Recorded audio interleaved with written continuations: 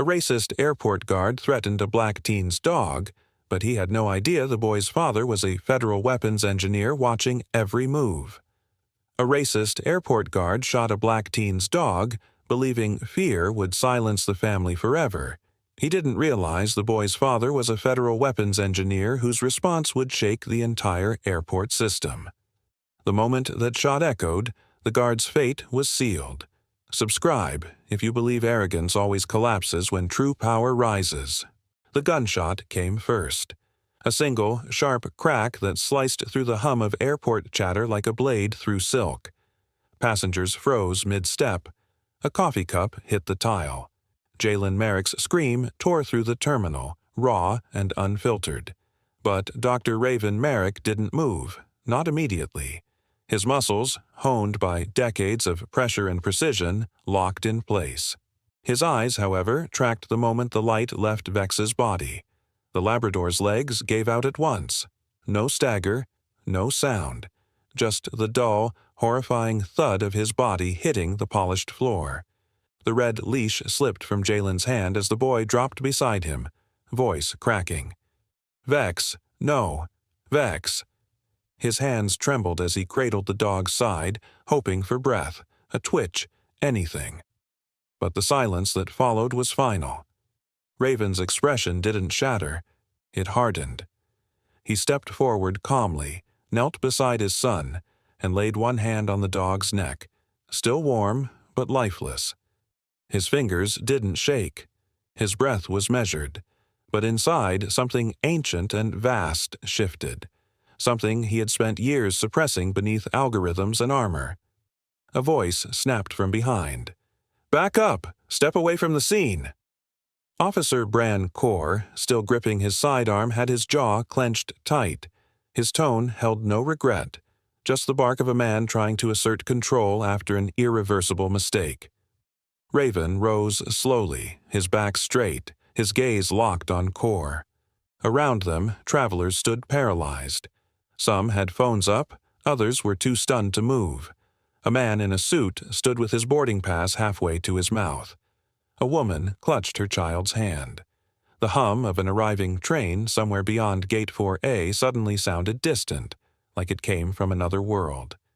Jalen remained on his knees, one hand gripping Vex's collar. "Why'd you do that?" he shouted, eyes wide, voice cracking. "He was just standing there. He didn't do anything." Core didn't answer. His hand hovered near his weapon again. Rayven stepped in front of his son. "My dog was federally certified under Directive 9C. Emotional support designation. All papers provided, all clearances met." His tone was quiet, deadly quiet, like a machine warming up. He had no sudden movements, no raised hackles, no bark, and you didn't even read the badge.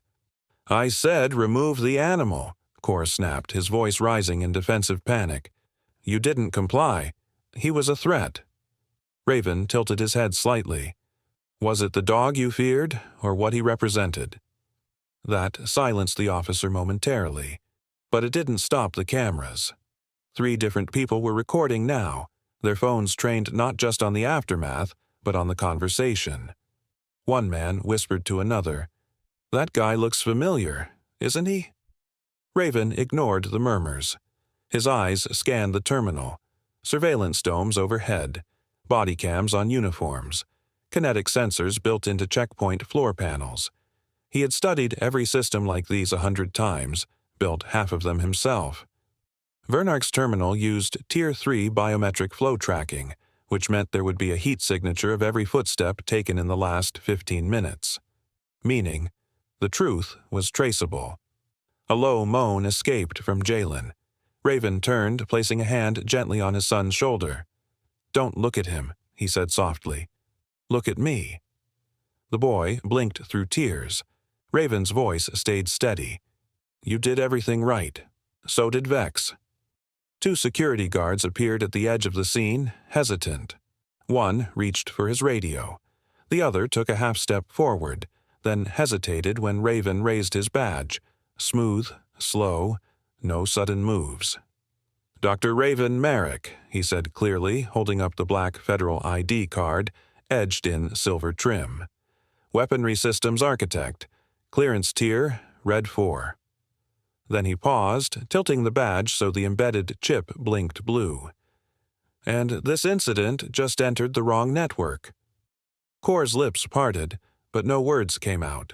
His stance faltered. A siren sounded from the direction of the baggage carousel. Not an alarm, just routine security movement.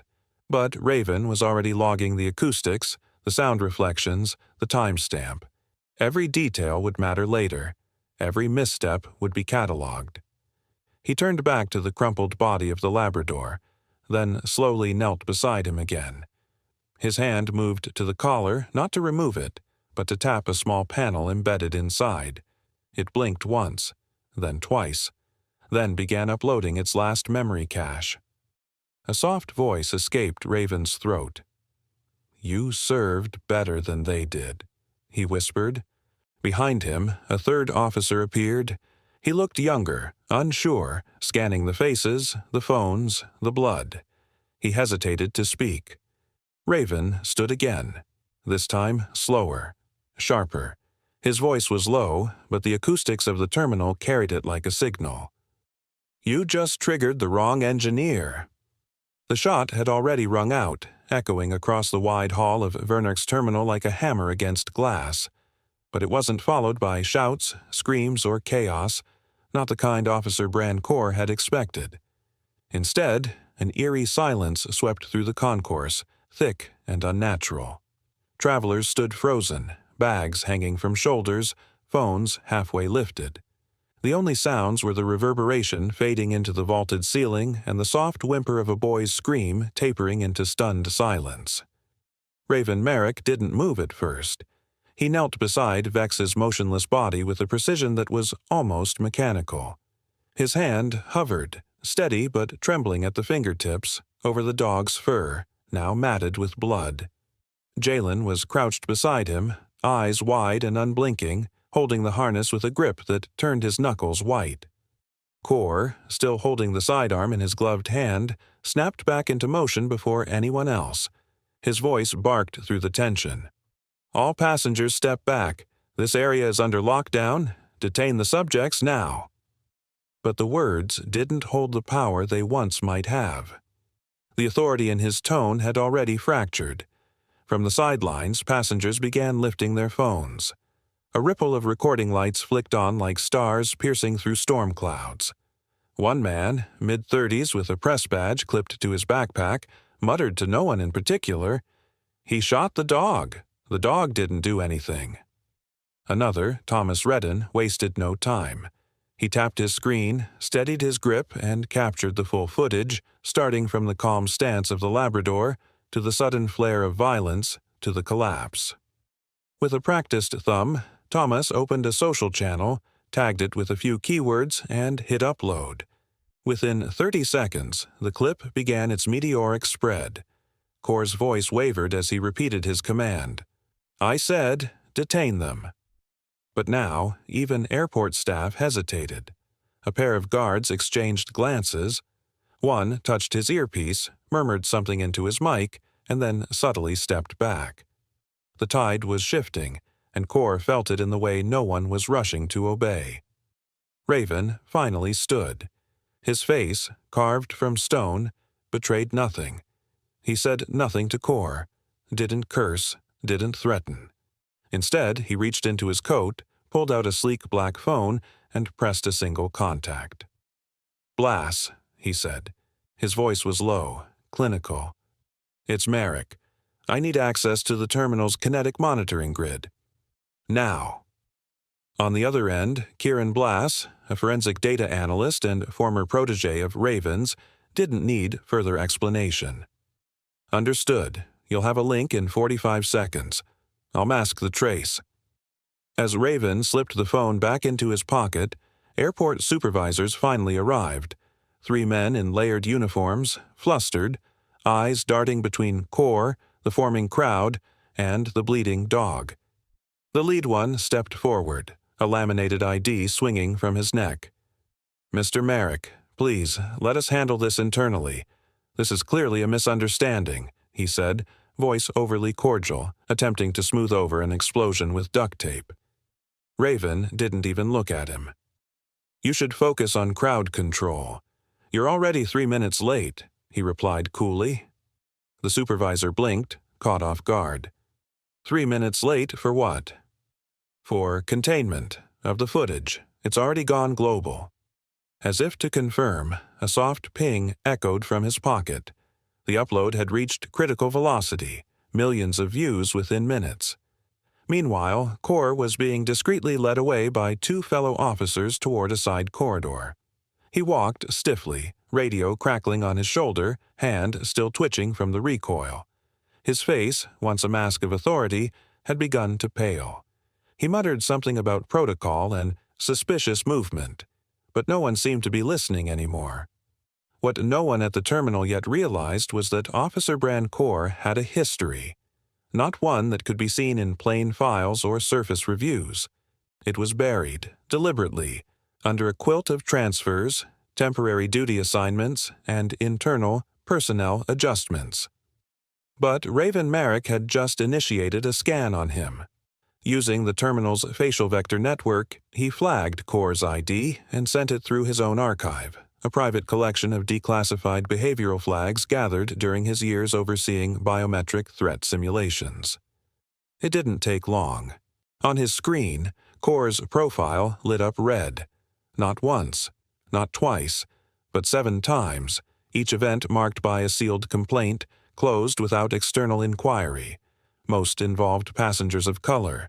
One involved a service animal, marked unverified aggression. The pattern was clear. Rayven's jaw tensed.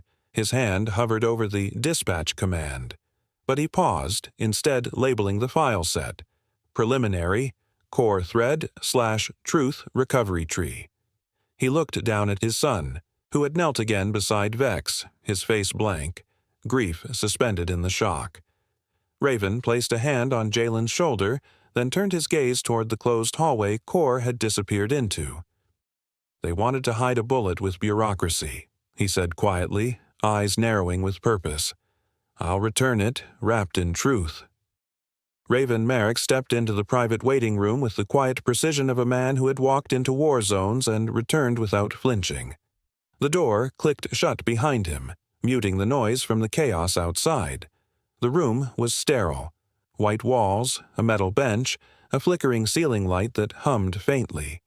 But none of it mattered. Jalen sat beside him, clutching Vex's collar like a lifeline, his knuckles white with tension. Rayven's eyes scanned the corners of the room, noting 2 wall vents, 1 security mirror, and a discreet ceiling dome, likely a camera. That didn't concern him either. He set his briefcase down on the table with mechanical control, flipped the dual locks, and opened it. Inside was not a weapon. It was something far more dangerous. A smooth obsidian device shaped like a flattened disc, humming softly with idle energy. Rayven pressed his thumb to a concealed biometric pad, waited for the green pulse, then slid the device toward the edge of the table. It emitted a subtle chime, one no civilian would recognize. It meant connection had begun. The device was a prototype, unregistered, still in refinement. But it worked.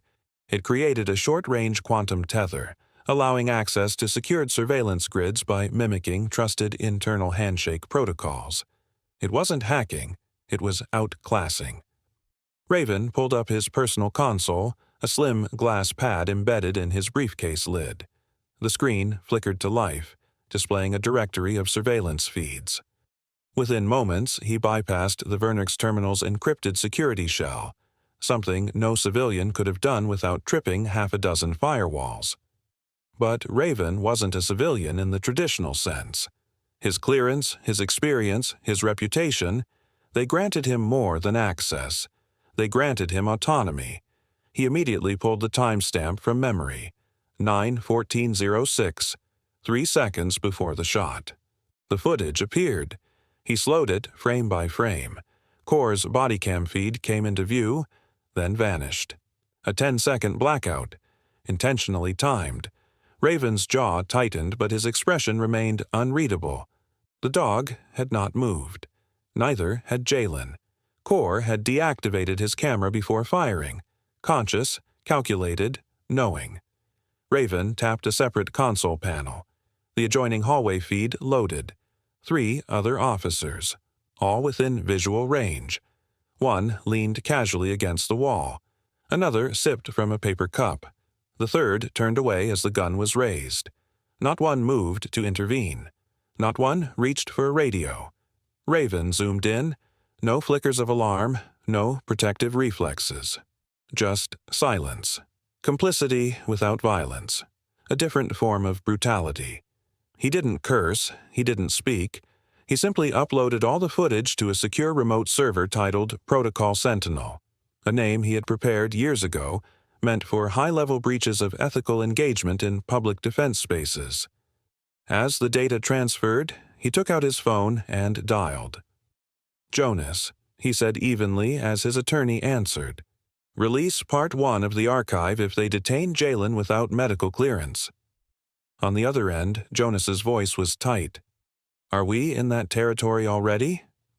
Rayven's gaze drifted to his son, who was now silently petting the empty space beside him where Vex had once sat. "We're past it." From the hallway came the distant sound of static, an announcement being prepared. Then the speaker system buzzed overhead, interrupting the room's artificial quiet. A flat voice echoed through the building. "Attention, all passengers in Concourse B, please remain where you are." Jalen looked up, startled. Rayven met his son's eyes, steady and unwavering, then glanced at the device still glowing softly beside his hand. He spoke gently, but his tone carried the gravity of inevitability. "It's starting." The first report from a terminal supervisor came in less than 10 minutes after the shot was fired. A calm father, a licensed service dog, a teenager now mute with shock, none of it aligned with the claim Officer Brand Core was trying to circulate. "Suspicious movement," he had written in his initial statement, voice shaking as he sat in a closed room behind the security command wall. But outside that wall, the footage told another story, and it had already started to bleed into news feeds. Rayven Marrik had not raised his voice once. He didn't pace or lash out. He stood like a figure carved out of calculation, still, but not powerless. His eyes scanned more than people. They scanned systems. He understood that the only way to dismantle something this deeply embedded was not by shouting louder, but by proving, piece by piece, that it had been built to fail people like him. In a briefing room near the rear of Vernark's terminal, Security Command watched the trending video for the 5th time. The dog standing beside the teen. The officer, tense but not threatened. Then the unprovoked draw, the firing, the thud of the body hitting the floor. No lunge, no growl, no escalation. Just silence and a life taken in one blink. "Sir," one junior officer mumbled to his superior, "what do we do with him?" The superior officer, a man named Harvin Klee, didn't respond immediately. He knew who Rayven Marrik was. Everyone in National Systems Infrastructure knew. He wasn't just another traveler. He had helped design some of the ethical protocols that governed non-lethal defense mechanics. His clearance codes reached layers most of them weren't even trained to access. This wasn't going to be simple. "Do nothing," Klee finally said, though his voice lacked conviction. "Contain the scene. Keep the press out." Rayven, meanwhile, had made his move. He submitted not 1, but 2 affidavits to the oversight node tied to the National Transit Oversight Bureau. These weren't opinion pieces or witness complaints. These were technical documents, time-stamped and cross-referenced with biometric sensor logs, environmental response data, and canine responsiveness indicators. The collar Vex had worn, a custom piece Rayven himself had designed, recorded posture, heartbeat, and external stimuli. At the moment of the shot, it showed neutral readings. No threat, no charge, no bark, just presence. Along with those logs, Rayven attached an annotated record he had received months ago from an internal whistleblower, one that flagged Officer Corr's behavioral trend line. It indicated a pattern of confrontations that disproportionately involved black passengers, particularly those traveling with registered support animals. The terminal had buried the report under interdepartmental inconclusiveness. Rayven hadn't forgotten it. Now, standing in a private security holding lounge, not detained but watched, Rayven tapped a single name into his secure phone. "Ellis Drain," he said aloud as the call connected. The line clicked, then a voice answered. "Rayven, what's happening?" "I'm invoking Clause R7. A pause. On the other end, Commander Ellis Drain, director of the Civil Weaponry Ethics Council, sat up straighter. "R7's not a procedural flag. That's an immediate recall protocol for experimental assessments in unstable zones. It shuts down licensing. It triggers surveillance reviews. Are you absolutely sure?" Rayven's tone was low, almost surgical. "They used a live round in a civilian space. My son was 7 inches away. They knew the dog was certified. They ignored biometric scan data. Body cams were deactivated. I'm not requesting reform, Ellis. I'm engineering it." Ellis exhaled through his nose, rubbing his forehead. He knew Rayven didn't bluff. Not after their joint years working on battlefield ethics systems. "I'll start the digital clearance sweep. But if you pull this, the terminal's federal contract will stall. Executives will fight." Rayven looked across the room to Jalen, still seated with Vex's leash coiled in his hand like a lifeline. The boy hadn't said a word since the gun went off. His grief hadn't turned loud. It had turned quiet, sharp, absorbing. Rayven's voice didn't waver. "Let them fight, but I'm setting the blueprint." "Then prepare," Ellis said softly. "They'll push back, and they'll be brutal." Rayven ended the call, slipping the phone back into his inner coat pocket. A security officer tried to enter the room. Rayven raised a single hand, palm outward. "I've complied," he said without raising his voice. "Now they will." Corr, 2 doors down, sat trembling as his radio chirped again. "You're being placed on administrative isolation pending federal review," a voice said. Corr opened his mouth to respond, but no words came. He hadn't expected this to escalate. Not this fast, not this loud. He had assumed the story would be swallowed like all the others. Rayven turned toward the frosted glass separating his room from the hallway. In his mind, he was already designing the next set of protocols. Not for weapons, but for restraint, for ethics under pressure, for systems that could think before a finger twitched on a trigger. Behind that glass, the terminal moved like a hive of unsettled whispers and blinking alerts. "They fired the first round. I'm just following the blueprint." The command center at Vernark's terminal was cracking at the seams. Alarms weren't blaring, but the tension in the operations room hummed louder than any siren. Rows of monitors blinked with social media feeds, news reports, and internal security alerts. Each screen repeated the same image. The still frame of Officer Bran Corr holstering his weapon with a smirk, moments after firing the fatal shot into the service dog. That smirk now stared back at the public like a taunt. It was clipped from another officer's body cam, one that had remained active despite Corr's own being disabled. Rayven hadn't just released the clip, he had timed it perfectly. As the public affairs officer stood at a podium in the press hall labeling the incident a tragic misunderstanding, the video hit the networks, blasting through the terminal's carefully scripted narrative. Inside the sealed operations hangar off Terminal Wing C, the air was thick with unease. Fluorescent lights buzzed faintly overhead as senior security officials paced behind closed doors, their voices muffled through layers of acoustic insulation. A black sedan arrived in silence, rolling to a stop with clinical precision. From it stepped Commander Ellis Drain, director of the Civil Weaponry Ethics Council, dressed in a dark overcoat, his badge pinned subtly above the heart. He was not here for pleasantries. Rayven was already waiting inside the hangar, arms crossed, calm as a glacier, but eyes sharp as glass. The silence between the two men was not awkward, it was surgical.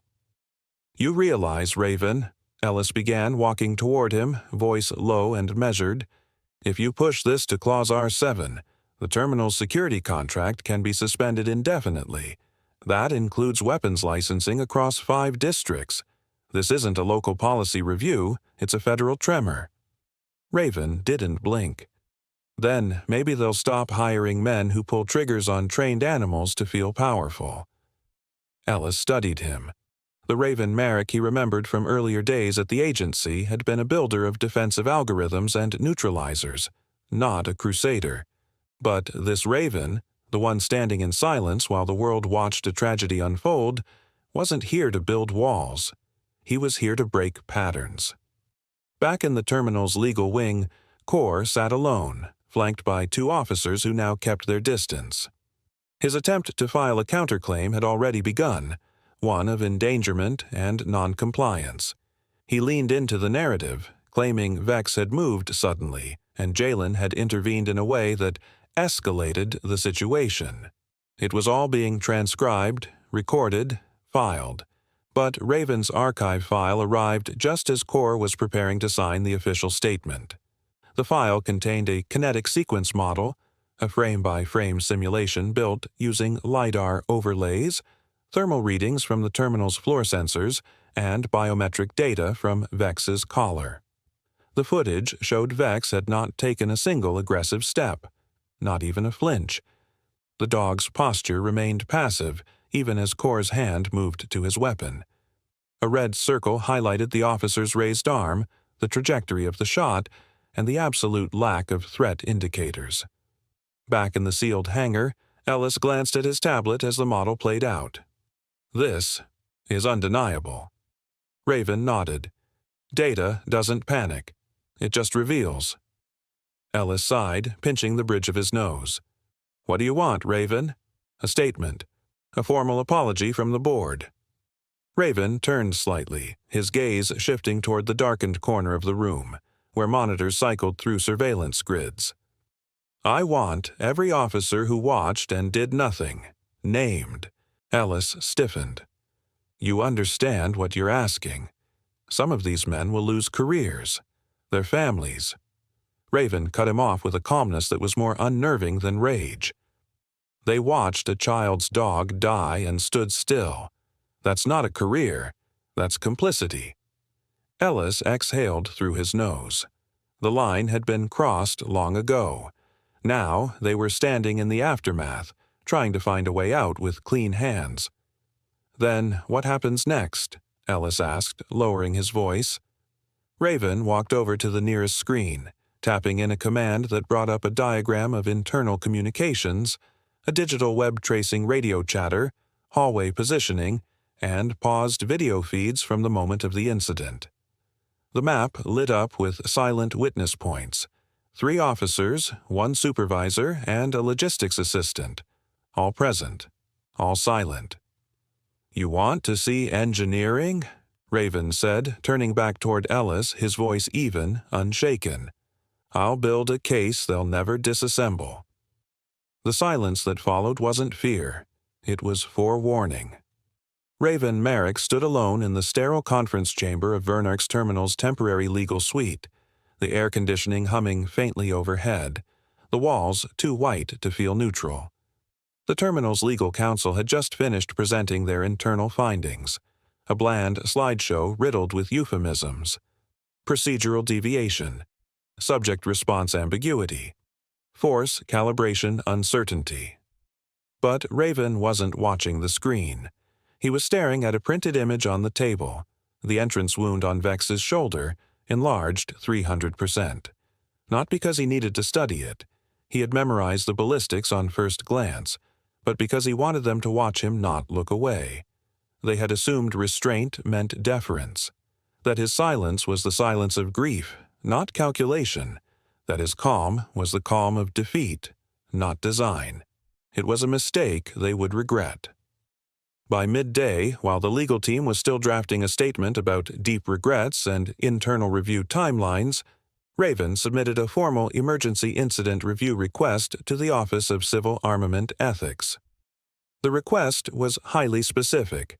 Declassification of the ballistic fingerprint for the round officer Bran Corps had fired. Most assumed it was symbolic, a technical gesture meant for show. But Rayven knew the deeper machinery of protocol. Weapons, like people, left trails. 4 hours later, the results came back. The bullet wasn't regulation. It was a Type 4 low-yield penetrator, an armor-piercing round used in industrial containment breaches and certain overseas defense scenarios. It had no business being in the hands of a domestic terminal guard. Rayven's face didn't change when he read the report, but the tightening of his grip on the folder revealed what his voice would not. This wasn't just unjust. It was illegal. The walls around the situation collapsed. The implication was staggering. Someone had authorized illegal ammunition in a civilian zone, and Vernark's terminal had either failed to stop it, or worse, facilitated it. That evening, while terminal executives met behind closed doors to draft legal containment strategies, Rayven took a quiet walk to a service corridor behind the east hangar. There, waiting beside a cargo lift scaffold, stood a man in a gray trench coat, Solon Creer, former logistics contractor, supply chain encryption specialist, and someone Rayven had once trusted with deeply classified transport algorithms. "I need names," Rayven said without pleasantries. His tone was precise, almost mathematical. Solon's eyes darted to the side. "This is big, Rayven. The contract chains have layers. If I talk—" "You won't be talking," Rayven interrupted, producing a small scanner. "You'll be transferring." Solon sighed. From beneath his coat he produced a slim, black flash drive, its casing sealed in a lead-coated sleeve. He handed it over slowly, as if transferring a weapon. "You didn't hear this from me." Rayven took the drive, held it up to the flickering corridor light, and studied its etching. No emotion crossed his face. "This isn't revenge," he said, his voice steady. "It's recall." He turned and walked away, his shadow sharp against the warehouse walls. Hours later, in a secured back room beneath the terminal's main data core, Rayven inserted the drive into an isolated node from his briefcase. The screen filled with cascading files, supplier manifests, inventory logs, modified authorization codes. The proof was indisputable. A chain of digital approvals led from an outsourced vendor, Harkwell Defense Logistics, to a now suspended internal auditor at Vernark's named Redden Vale, who had bypassed inspection protocols. The paper trail had been buried, but the digital residue remained. Rayven didn't sleep that night. He didn't blink much either. At 3:17 a.m., he decrypted the final log and uploaded it, anonymized, time-stamped, and irrefutable, to 3 major media outlets with the subject line, "Unauthorized ammunition deployment in civilian zones. Internal proof." By sunrise, every screen in the terminal, and many across the nation, lit up with one headline: "Bullet not authorized, terminal cover-up exposed." Analysts on morning broadcasts scrambled to explain the implications. Lawyers backpedaled, executives froze. And Officer Corps? He was no longer the story. The system that enabled him had just come under fire. Rayven stood in the corner of the terminal's atrium, watching the news unfold on the giant public monitor overhead. Behind him, passengers and reporters whispered, stared, then quieted as they realized who he was. But Rayven didn't seek attention. He only whispered one thing under his breath, inaudible to them, but clear to himself. He loaded his weapon before pulling the trigger, but I built the system he fired it from. The knock came early, but Rayven Marrik was already awake. He had not slept. Across the room, Jalen sat slouched on a padded chair, his hands resting on a neatly folded blanket that still carried Vex's scent. The boy's eyes were dry, but his silence held weight, a silence not of absence, but of resistance. The agents from the Arrogate Compliance Authority entered without flourish, dressed in slate-gray uniforms, badges displayed in calculated neutrality. One carried a digital tablet. Another scanned the room with quiet efficiency. They introduced themselves, but Rayven didn't offer names back. He simply said, "This is my son, and that blanket is not evidence." The lead agent, a stocky man with tired eyes named Rayven Marrik, nodded without protest. He had read the headlines. Everyone had. Vernark's terminal had become a battleground not just of security failures but of moral accountability. As the agents spread out across the room and into the corridor beyond, one younger official, barely in his 20s, stepped toward Jalen, crouching slightly to match his eye level. "We just need to ask a few questions. Nothing formal. Just, how you're doing?" Before the question could finish forming, Rayven moved. Calmly, deliberately, he positioned himself between the boy and the agent, his posture straight but not aggressive. "My son does not answer to systems that let bullets outrun judgment." The words, though softly spoken, dropped like an iron gate. The agent stepped back, startled not by volume, but by finality. Outside, the story had ignited a national conversation. The footage of Officer Brancourt shooting a trained emotional support dog had now eclipsed 20 million views. And what followed wasn't just outrage, it was organized momentum. Protesters had formed lines outside the terminal, many holding signs with Vex's photo. Some had brought their own service animals. A young man with a Labrador retriever had painted VEXLIVES in red across the back of his coat. Others held candles, even during the day.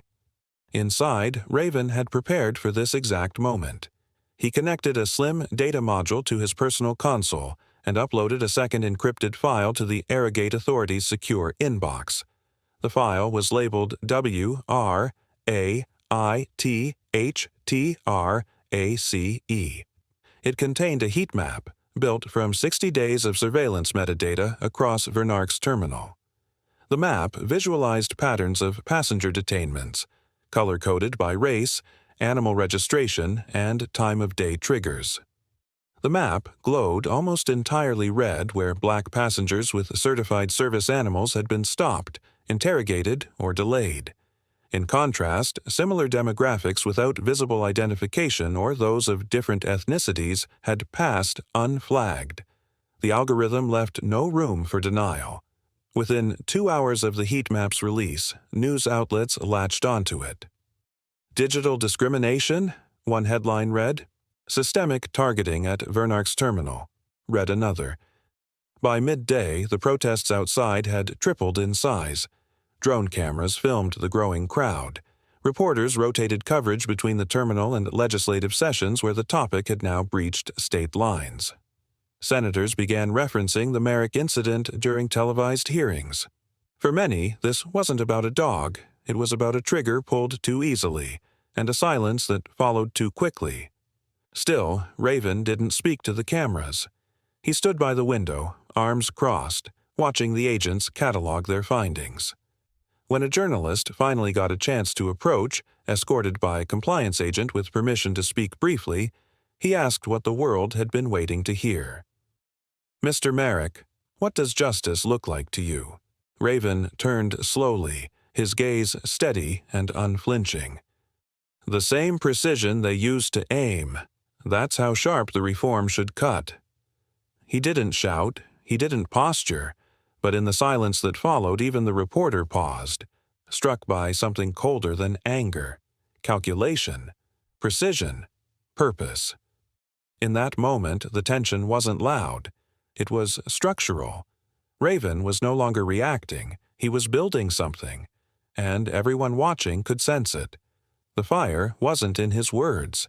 It was in what came next. His voice was calm, but in his stare was an entire algorithm of retribution. Core's trigger wasn't the malfunction. The system that loaded it was. The guard smirked, convinced no one would challenge him, unaware that every bullet has consequences, and he had just provoked a man who designs the very systems federal agencies rely on. If you believe cruelty under a badge always folds when intelligence meets authority, hit subscribe now, because justice never hesitates. The invitation came wrapped in false sincerity. A press statement, then a couriered letter marked Urgent Reconciliation Summit Invitation.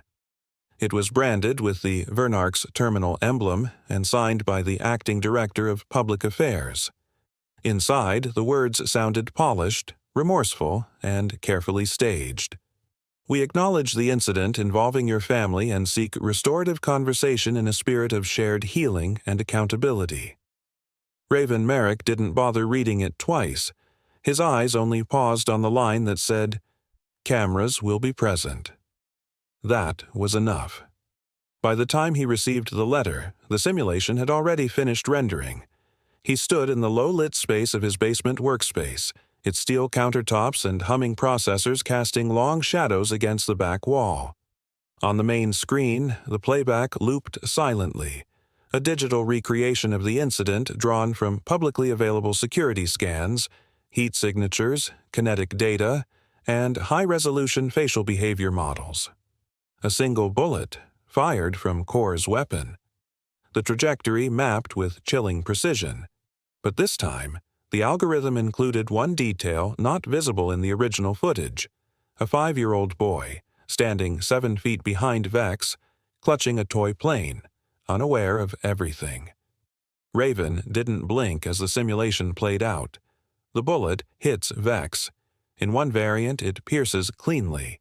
In another, it glances off bone, ricocheting violently to the left. That path struck the child's abdomen in precisely 0.92 seconds. He exported it with a single line of code, simulate.ricochet.public. Then he uploaded it, not to a private server, not to legal counsel, but straight to the public domain. It detonated online within minutes.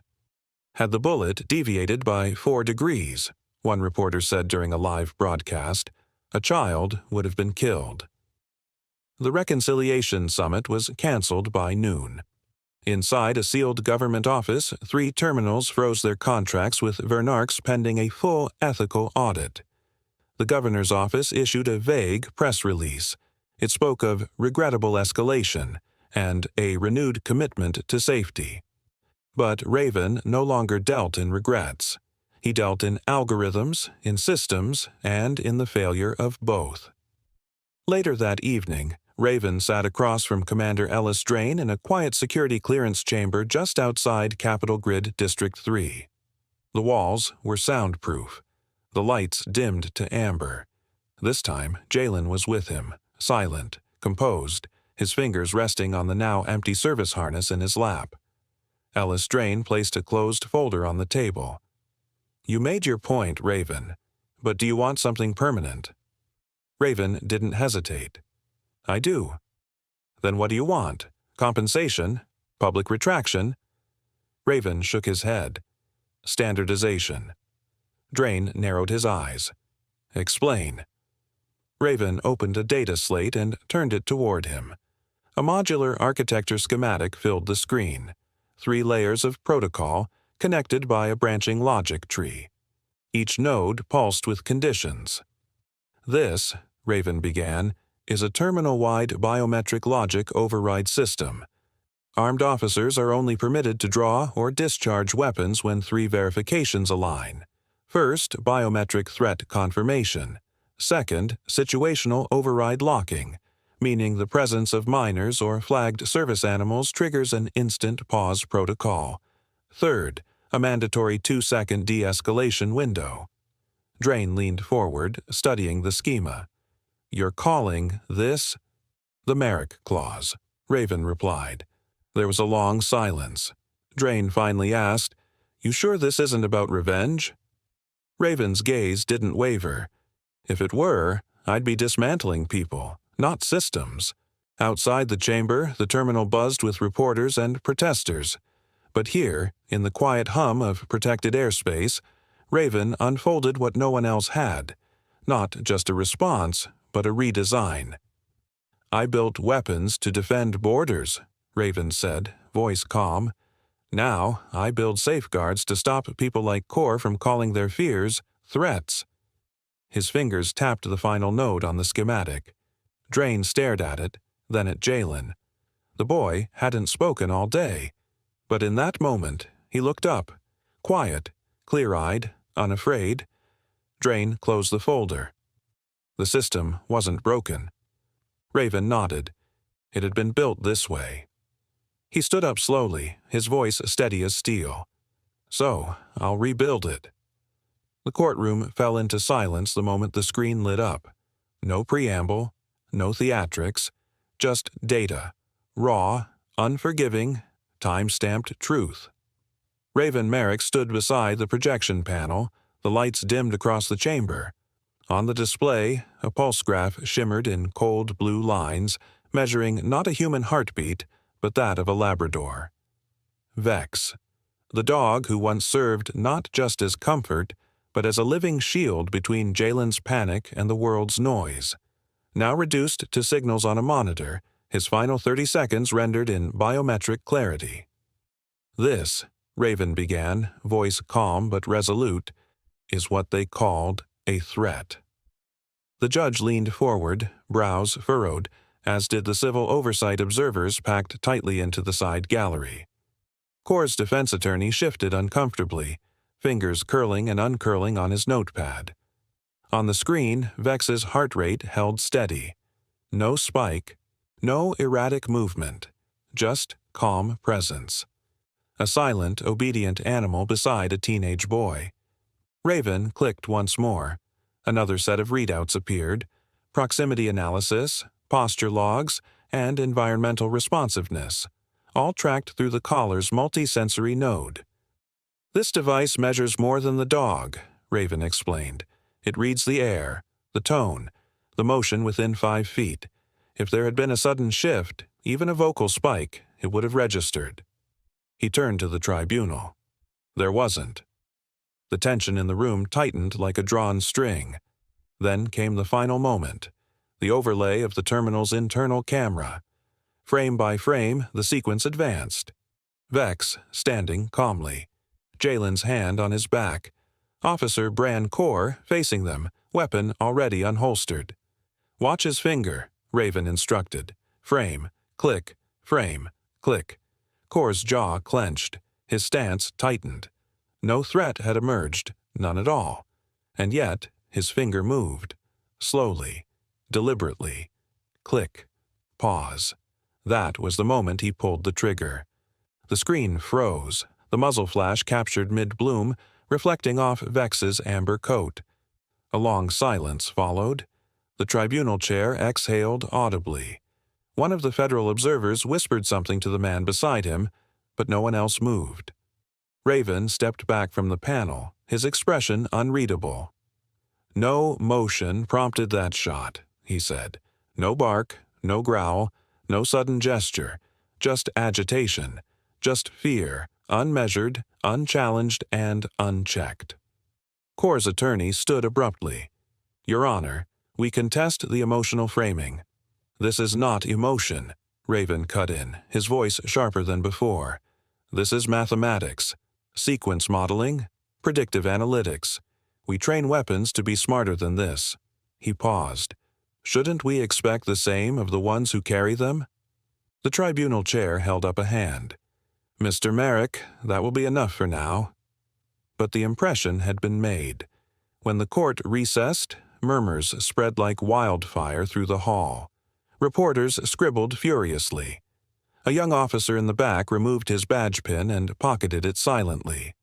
Core, sitting alone at the defense table, stared at the image of Vex frozen on screen. By late afternoon, the tribunal reconvened. Their decision was swift and unanimous. Excessive force. Violation of Federal Ethics Code 4.3. Improper discharge of a weapon in a non-hostile environment. Badge revoked. Clearance revoked. Liability transferred for full civil review. Still, Rayven did not smile. Outside the chamber, microphones waited. The press swarmed like crows.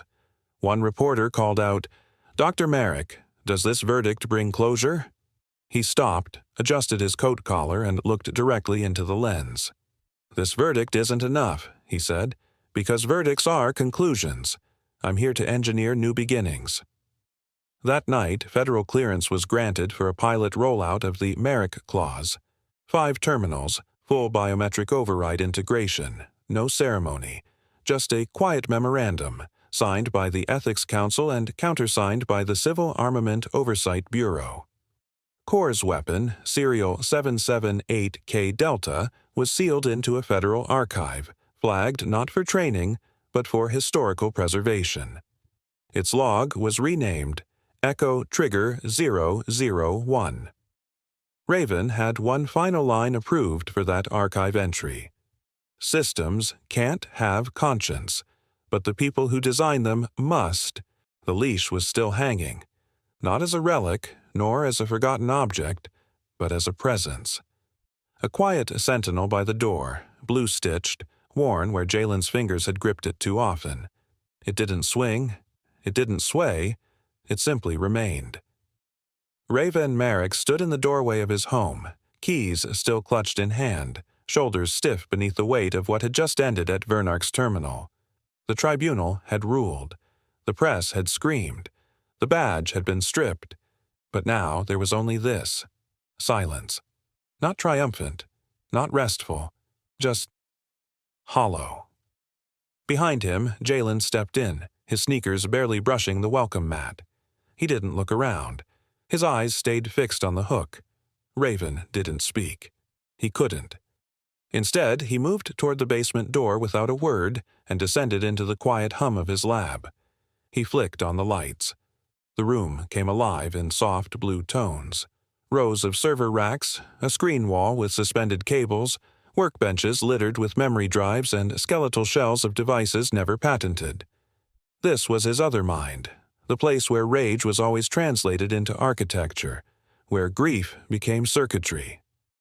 Rayven walked to a locked cabinet, pressed his palm against the biometric pad, and pulled out a small collar, scorched at the edges, but intact. Vex's collar. Its embedded neural matrix still held data.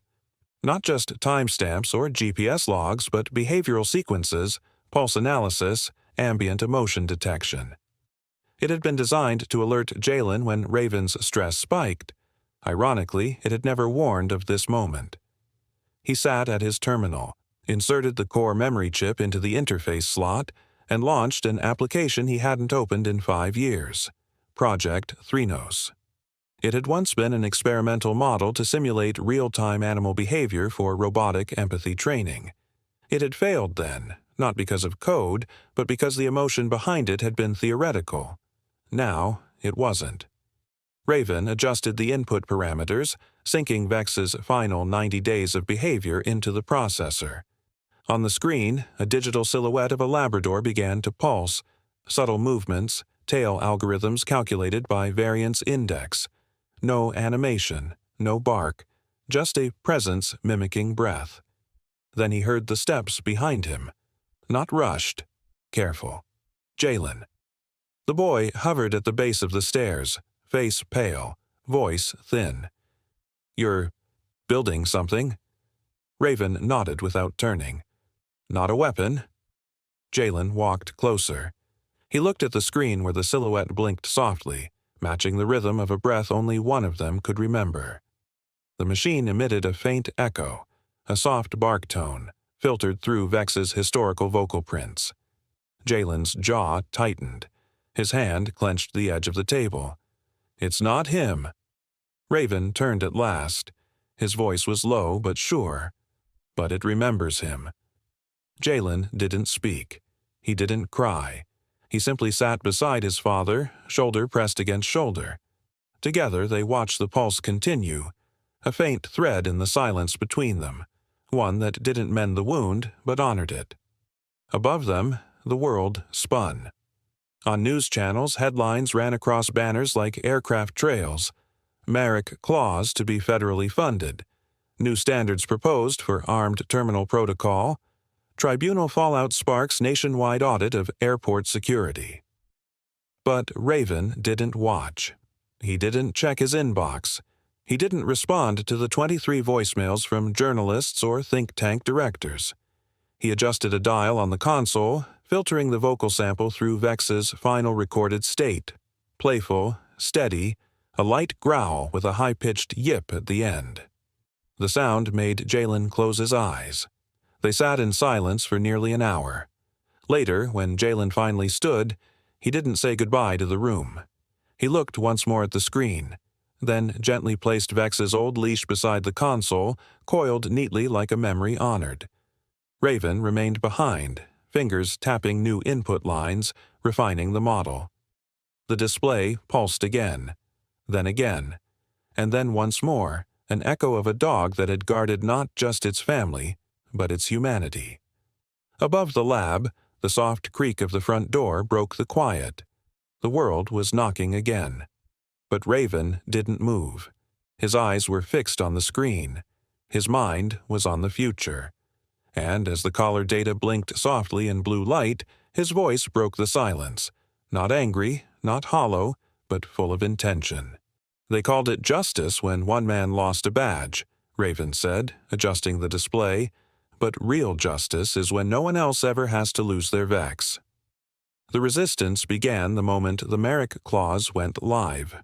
In a crowded briefing room at the Raventon Municipal Training Facility, one of 5 terminals chosen for the clause's pilot rollout, an officer slammed his clipboard onto the desk. "You're telling me a machine decides when I can protect myself?" his voice carried. Others murmured agreement. The air was thick with skepticism, a mixture of ego, fear, and the stubborn refusal to surrender instinct to circuitry. Rayven Marrik stood alone at the front, arms crossed, flanked only by a projection of the clause's biometric interface. 3 glowing columns hovered in blue on the screen behind him. Threat verification, override locking, de-escalation window. He waited for silence, then spoke, not loud, but with clarity that cut deeper than shouting. "You weren't trained to react. You were trained to assess. This system just enforces what the badge already demands. Judgment." Another officer scoffed. "Judgment doesn't come with a 2-second delay." Rayven's gaze didn't flinch, but regret does. A slow tension crept through the room like a drawn wire. Outside, a drone hovered silently, recording the new de-escalation drills for simulation use. Across all 5 cities, Kendale, Raventon, Solris, Ardan Heights, and Larkmoor, implementation had begun. The clause was more than software. It was a reconditioning of posture, of purpose. In the first 72 hours there were hiccups, delayed responses, system alerts. One patrol officer in Ardan Heights refused to holster his weapon during a clause calibration check and was quietly reassigned. Another, in Kendale, froze during a staged escalation drill and later admitted he'd never been asked to wait before. But Rayven wasn't measuring perfection, he was tracking impact. And the numbers came fast. 3 weeks in, confrontation reports dropped. By the end of the 3rd month, total civilian altercations across clause-enabled zones had decreased by 62%. Those who resisted were now met not by rhetoric, but by evidence. Yet Rayven knew reform rarely traveled uncontested. He'd seen systems adapt only to relapse. So he pressed forward. In the basement of their modest home, late into the night, Rayven and Jalen sat side by side. Jalen, now 16, tapped away at a tablet running environmental trigger simulations, crowd density, audio spikes, motion cues. His once vacant expression had grown focused, steady. "Make the override failsafe kick in earlier," Rayven said, reviewing a training demo. "Officers need room to back down without feeling cornered." Jalen nodded. "Got it." He glanced at a monitor displaying thermal overlays of a staged crowd. "You think they'll actually learn?" Rayven looked at his son, older now, scarred but stronger. "Not if we teach them fear, but if we teach them consequence. They might." Their quiet was broken only by the hum of servers and the occasional bark echo, a remnant of Vex's voice print, stored in one of the neural cores nearby. On the 4th floor of the Solris Enforcement Academy, Rayven's training module played for the first time. On screen, a recreation of the Vernix terminal incident unfolded, but this time annotated with data. Biometric logs, emotional trend lines, a 3D model of Vex's posture just before the shot. At the end, a lone message appeared against a black background. Rayven's voice, steady and plain. "You carry a weapon. My son carried a leash. Only one of you pulled the trigger. That's what this program is about." The envelope was unmarked, no return address, no postage stamp, just plain ivory paper slid under the door. Rayven Marrik found it resting neatly against the threshold when he returned from his morning walk with Jalen. He paused, eyes narrowing. No footsteps outside, no sound in the corridor, just silence. He picked it up cautiously and stepped inside. He opened it without ceremony, and what he saw inside made his hands freeze. A photograph, glossy, high resolution, printed in black and white. It captured a frozen moment from the worst day of his life. Vex, standing at the terminal, his harness reflecting the overhead lights, his head tilted attentively toward Jalen. But it wasn't just Vex in the frame. In the blurred background, almost hidden behind a pillar, was a second officer. The man's posture betrayed hesitation, one foot turning away, hand at his earpiece, face half visible and turned from the scene. Rayven's jaw tensed. He flipped the photograph over. In clean block lettering, 2 words, "Not alone." He stared at them for a long moment, then slowly walked to his desk. His fingers danced across the keyboard as he ran the image through a metadata extractor. The results came in seconds. The photograph hadn't been pulled from the public terminal feed. Its angle, timestamp, and image signature all pointed elsewhere, an internal camera, one not listed in the Vernix terminal's disclosure map, one only someone deep inside would have access to. "Why now?" Rayven muttered under his breath, studying the angle again. The timestamp showed the moment just seconds before Vex was shot. The officer's presence, his withdrawal, someone had captured this deliberately. Not security footage. A witness. A silent one. Rayven's analysis traced the photo's digital fingerprint back to a camera node identified as Sentry Z5, a subgrid access line tied to restricted-use surveillance storage. He recognized the designation. It was one of the failsafe databases integrated during early federal standardization protocols.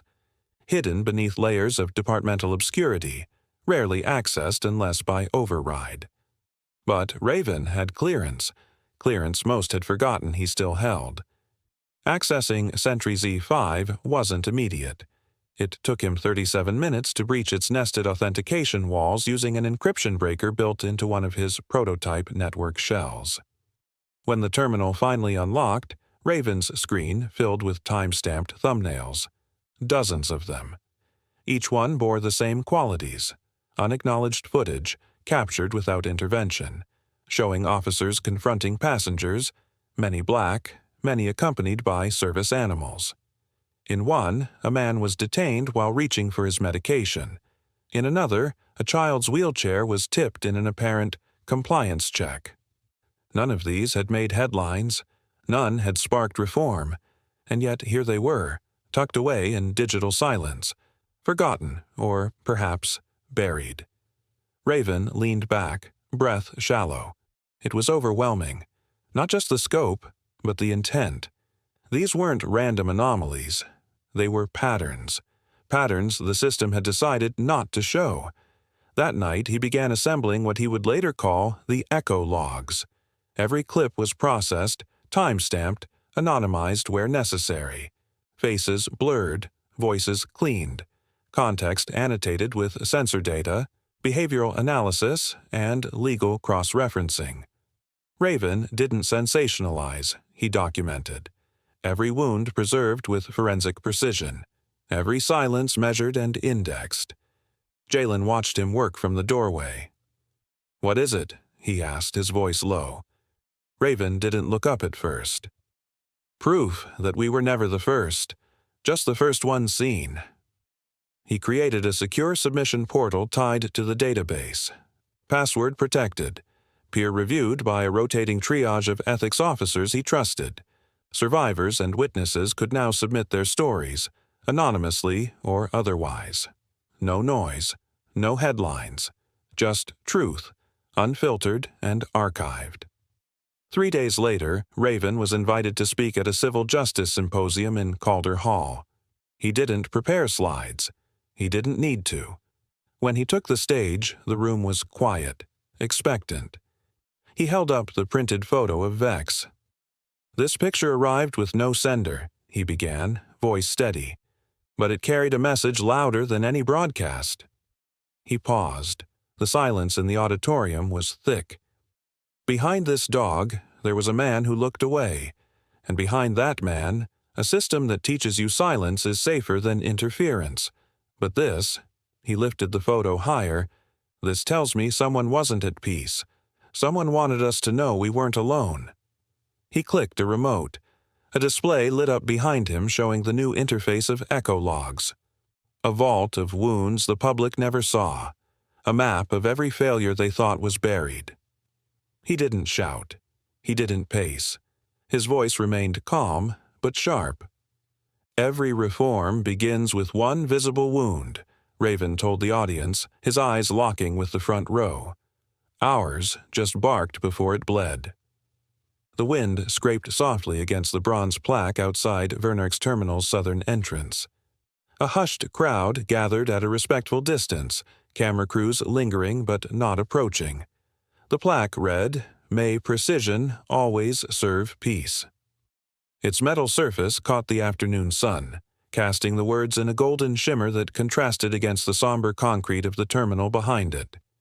Rayven Marrik stood in front of it, motionless. He didn't need a ceremony. No ribbon-cutting, no applause. This moment wasn't about celebration. It was about reckoning.